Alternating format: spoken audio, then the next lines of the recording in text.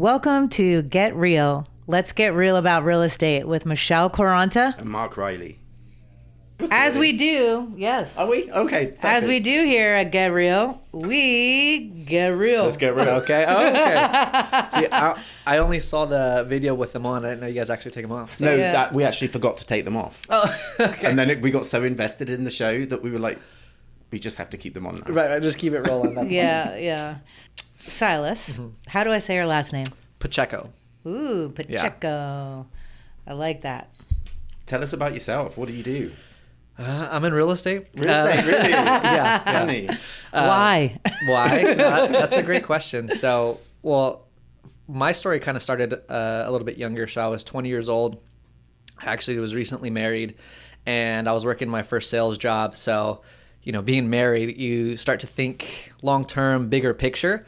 And I was actually selling cars. So Oh, good. I was in the auto industry. Sales Yeah. doing what? So I didn't get into the industry as anything long-term, more just like a stepping stone. So, you know, newly married, trying to figure that out. I was like, okay, how do I survive out here in San Diego? And provide.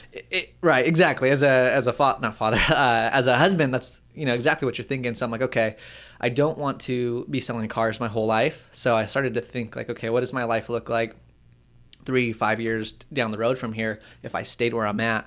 And there were still areas of growth, right? There was still more opportunity. But at the end of the day, I didn't want to be there in that.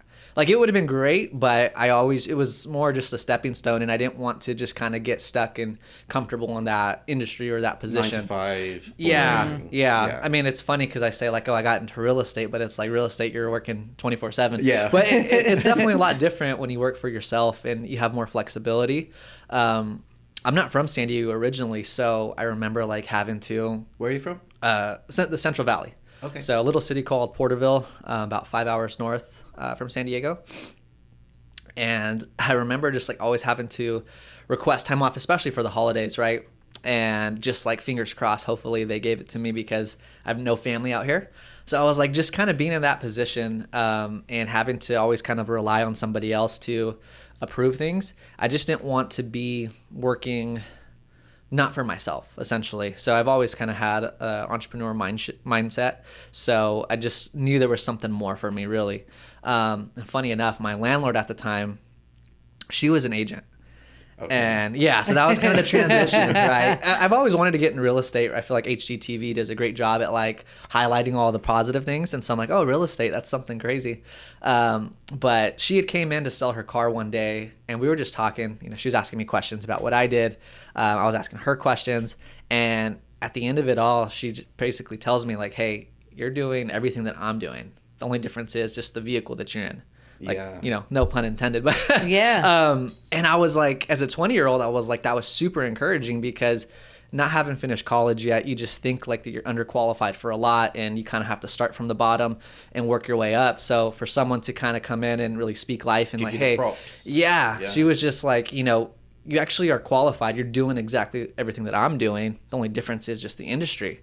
Like, you know the rapport, you know how to get people from A to B and get them to the finish line. She's like, the only thing I'm doing is that with houses. So And if you're you doing could that with break cars. that down to like somebody that's 20 years old, wanting to start something, wanting to do something, what are the basics that they need to sort of have to start a career like you have?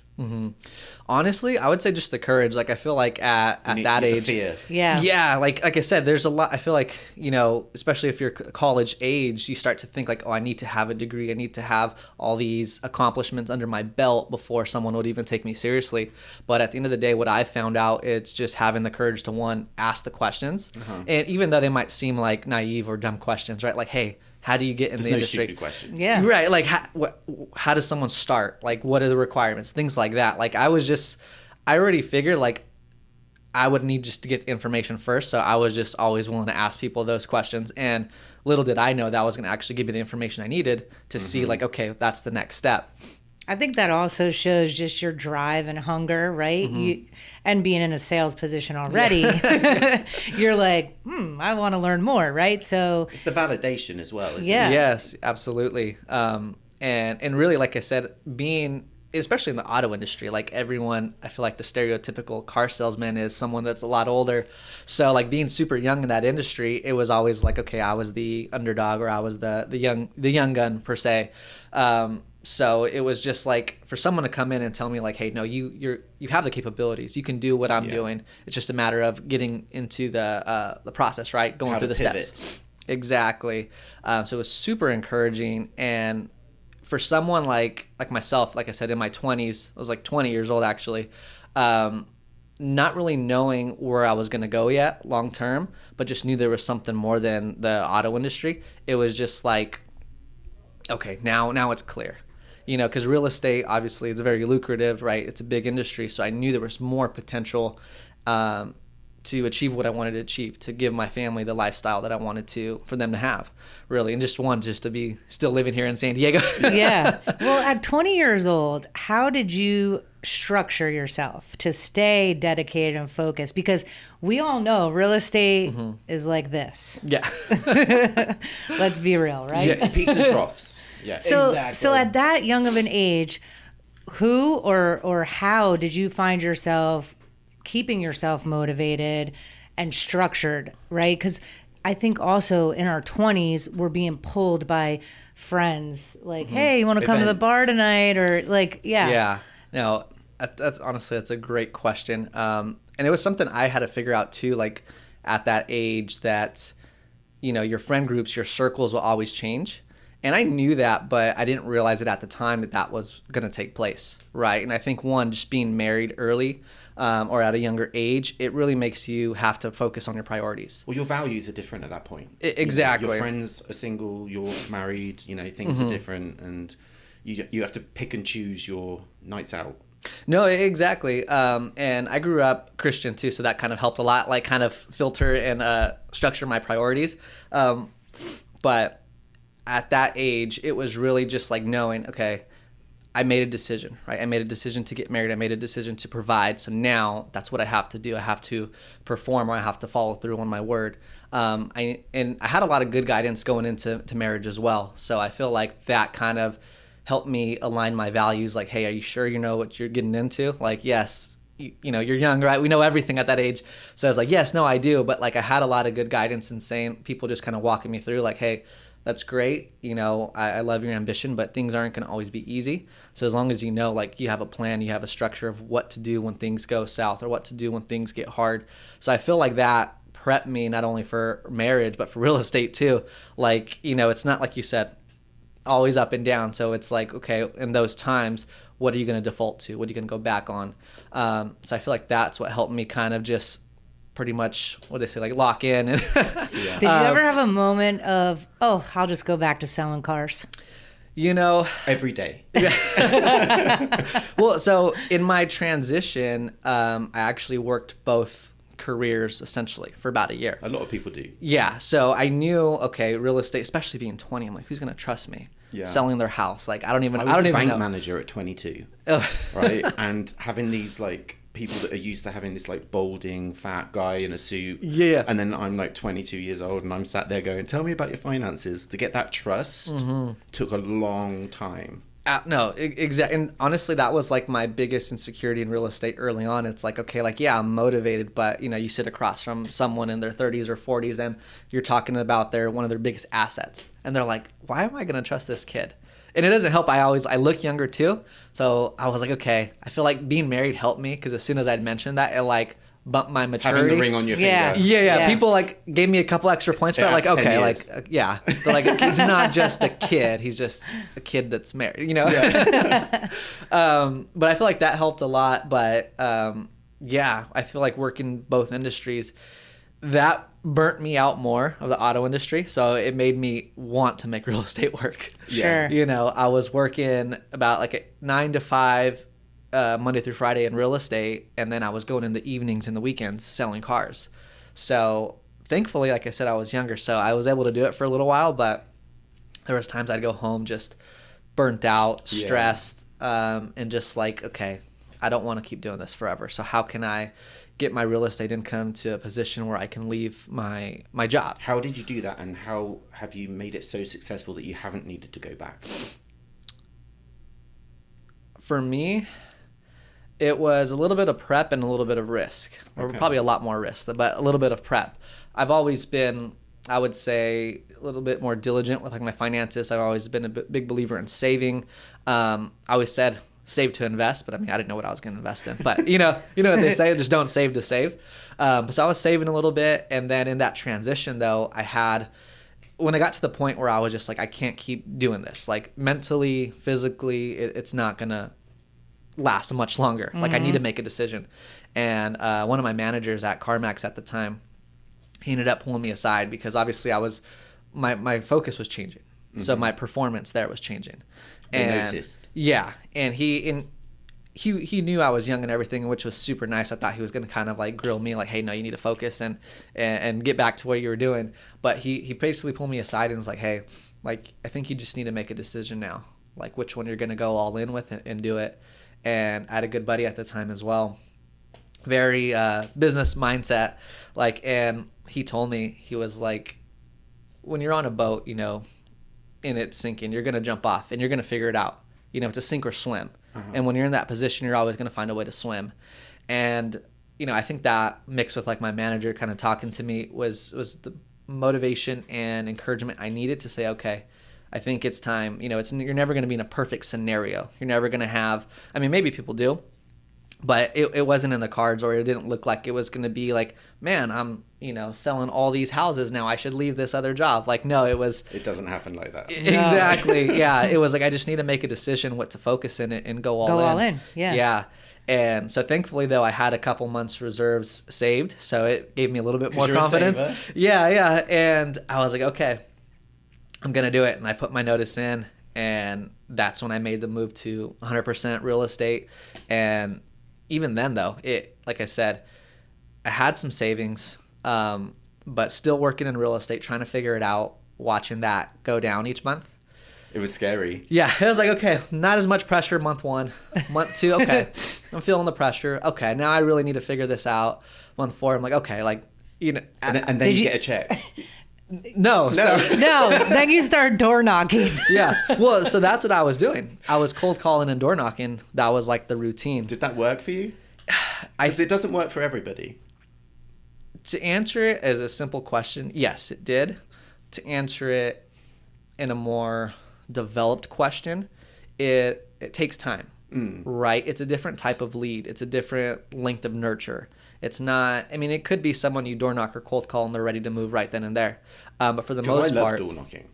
I mean, for me, I just wanted to find someone that was having success, and I was just like, whatever you're doing, I'm going to do. I'm going to do. Yeah. And thankfully, looking back, those are some of the harder forms of prospecting that most people hate. So I feel like learning that early on and pushing through when I didn't want to. Door knocking in East County in the summer is not ideal. And like I said, I was young, so I tried to dress up, you know, all but a blazer, and door knocking in El Cajon. It was hot. Yeah, I'm in shorts door knocking. Yeah. You know. But they probably felt bad because you're probably like coming to the door sweating. Well, like, people would be like, hey, do you want a water? Like, you know, come in for some iced tea. Especially you're in condo complexes going up and down the stairs. They're like, you good? Like, you know, you're not going to pass out on my steps. When did you land your first deal? Like, how old were you? I was 21. So I got licensed a month before I turned 21. So actually, I probably just turned 22. So from getting licensed to my first deal, it took about 18 months. Mm-hmm. So you tell anybody that, it could probably make them reconsider their career and right. get out of the industry. You hear now. that a lot, though. They say it really takes to get that momentum about 2 to 3 years. Yeah. Mm-hmm. So, yeah, like I said, in 12 months of that's when I was doing both, you know, CarMax and real estate. So from making that jump to full-time real estate, it was about 6 months until I closed my first deal. Wow. And I remember. Was it worth it? Oh, absolutely. Yeah. So you remember your first deal. I feel like everyone does. So it was in August, my first closing.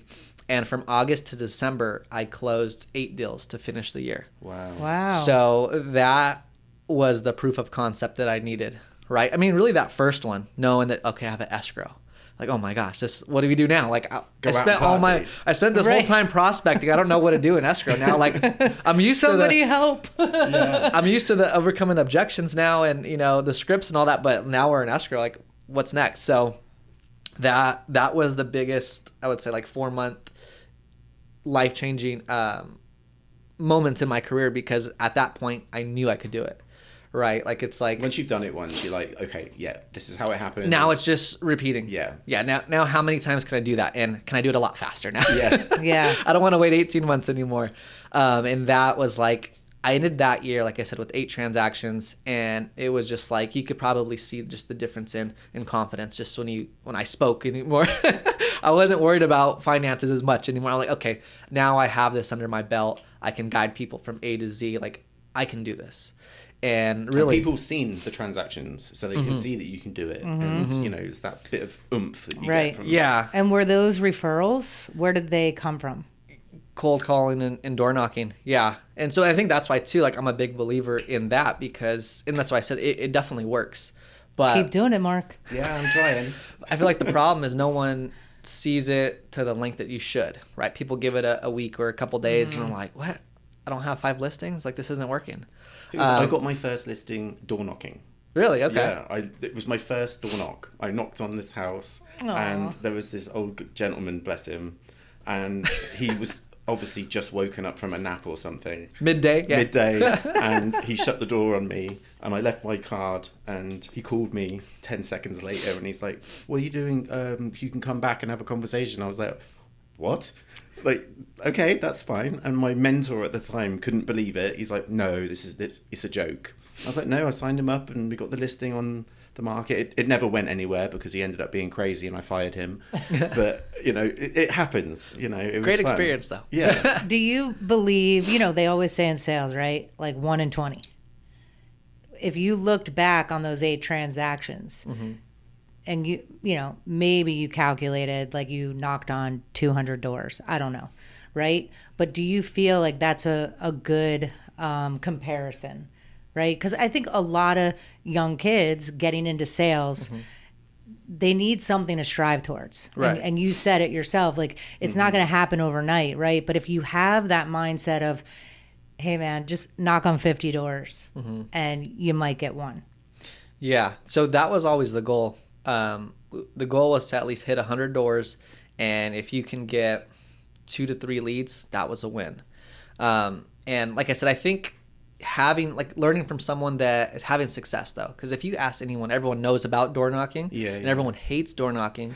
So when you ask them, hey, I'm going to go door knock, you're not going to get the encouragement. You're not going to get the real results. You're not going to get like what to actually do to make it work. You know, but if you talk to someone who's closed deals from door knocking, they're going to be able to guide you in a more productive way to look at it. The type of properties as well. Like exactly. Something that needs a little bit of work doing to it and the person may be a bit older and don't have the time or the money to do it. Right. Or like how to farm a certain area that has a higher percentage turnover. Like, are you wasting your time door knocking homes that you never go on the market? Yeah. You know, so a lot of that I feel like goes into it. But just like anything, any lead generation source or any form of prospecting, you need to give it time.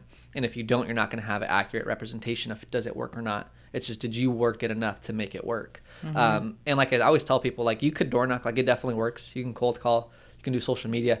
Everything works as long as you do. So nothing's going to work if you just show up one day and like, why isn't my phone ringing? Right, you know? right. Well, I want to give you a little shout out because I'm impressed with your social media. How did you get to 17,000?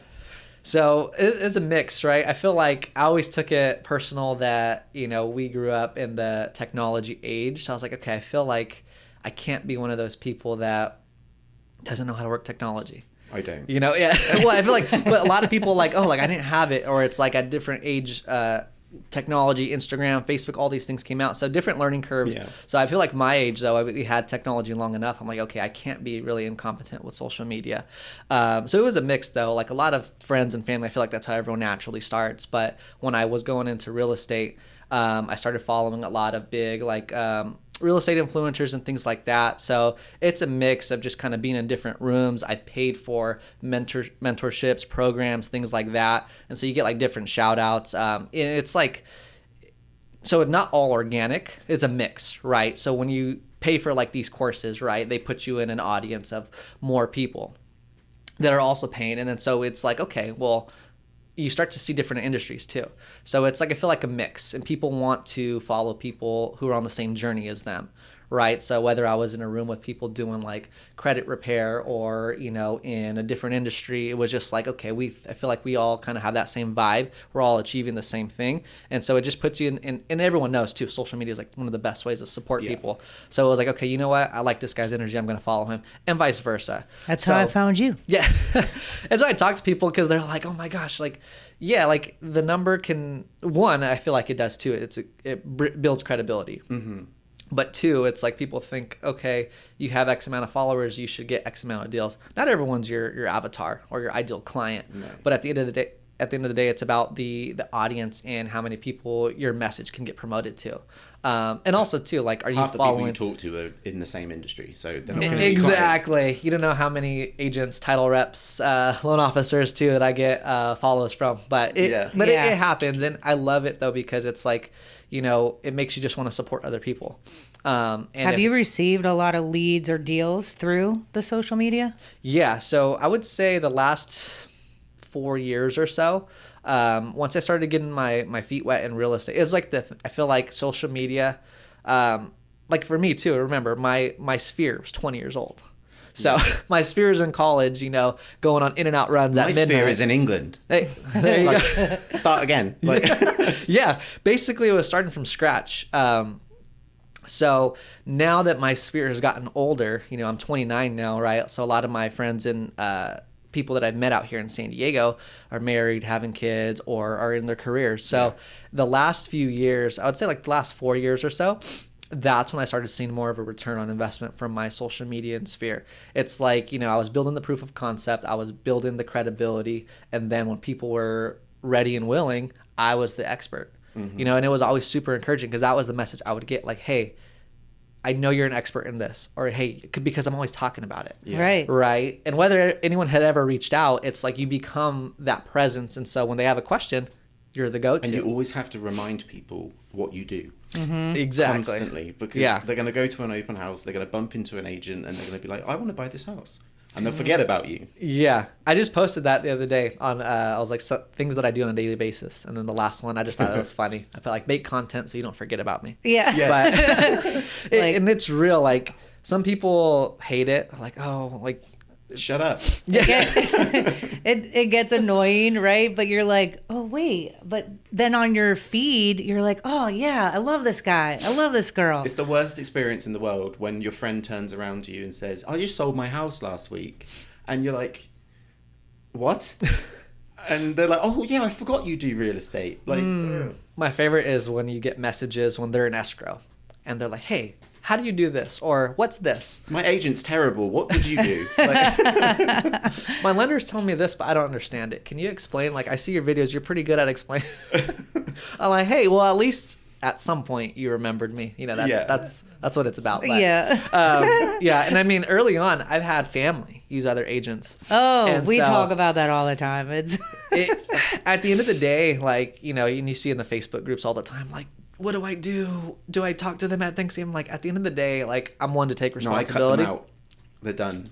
They're no longer family to me. Right. Hey, if during escrow, like, you know, what do they say? Oh, hey, go buy a car, go finance the furniture before closing. No, but at the end of the day, I always put it back on the agent. Like, well, when's the last time you spoke with them? Mm-hmm. Well, I post on social media. Like, have you ever reached out to them? Have you gone for coffee? You're like, yeah, I know that's your family, but like, shoot. I sometimes, like, if my family's not posting on social media, I have to, like, text them, like, oh, like, where have you been? Mm-hmm. Right? Like, I feel like we're just in, like, a go environment nowadays. Yeah. Like, if you're not somewhere where they are, which is social media, you know.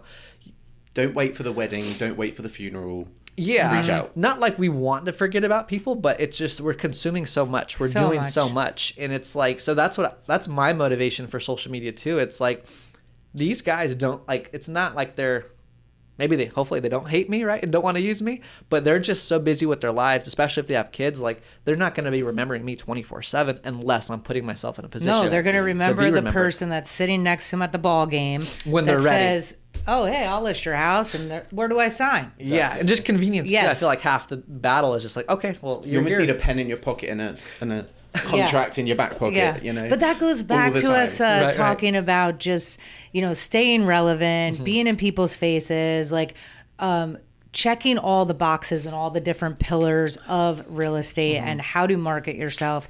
So one thing I think would be really cool for you to come back and maybe we do a segment on how do we build out our social media, right? And give some really cool like tips and tricks, or even show some of our audience like how do you just talk about anything, right? Because a lot of these influencers or mentors out there that I follow, they're constantly saying just post everything you know, post what you know best. Make everything real estate. Everything's real estate. Yeah, or just push out as much content as you can in a day. And I think that overwhelms and scares people, and they shut down, they freeze, they don't do anything. Yeah. So it would be cool just to go a little deeper on how you've made this so successful. Yeah. And but it's been awesome to hear your story, and the fact that you're only young. 29. I mean, God, you're so successful. Yeah, you're gonna have a great career. Anyways, Silas, thank you so much for coming in and joining us today. It's been a lot of fun. Yeah, we can't wait to have you back. Yeah, no, I appreciate it. So, and what is your IG, your Instagram page again, just so everybody can follow you? Yeah, so just my first and last name, Sylis _Pacheco on Instagram. All right. Okay, thanks, guys.